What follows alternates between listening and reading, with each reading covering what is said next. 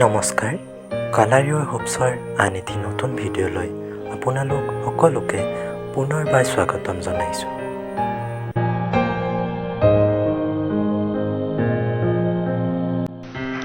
আজি মই আপোনালোকৰ বাবে লৈ আহিছোঁ যুৱ প্ৰজন্মৰ এগৰাকী উদীয়মান সাহিত্যিক শ্ৰদ্ধাৰ তীৰ্থপিণ্টু বৰাদেৱৰ দ্বাৰা ৰচিত এটি খুব সুন্দৰ কবিতা। কবিতাটিৰ শিৰোনাম মোক এটা চাকৰি লাগে অ পিতাই। আশা কৰোঁ কবিতাটি শুনি আপোনালোকে ভাল পাব। ধন্যবাদ।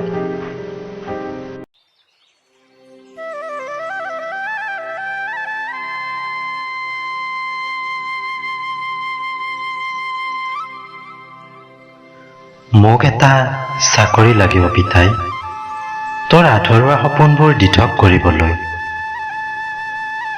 কিমান কঢ়িয়াবি তই দুখৰ বোজা, কেতিয়াবা ৰাস্তাৰ কাষত, কেতিয়াবা বজাৰৰ মাজত।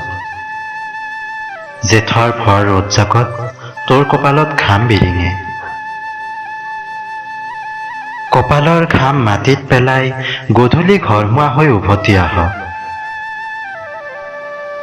কিমান যে সপোন দেখিছিলি তই, সিও আজি আধৰুৱা।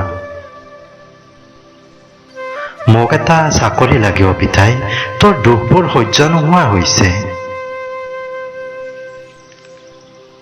ৰোগশয্যাত পৰি কিমান আৰু এইদৰে কটাবি জীৱন। কেতিয়াবা নিজৰ ওপৰতে খং উঠে অ পিতাই। ইণ্টাৰভিউ দি ভাগৰি পৰিছোঁ, আজিলৈকে কপাল ফুলা নাই। তথাপিও পিতাই মই হতাশ হোৱা নাই। দুখৰ পাছতেই হেনো আহে সুখৰ সোণোৱালী দিন।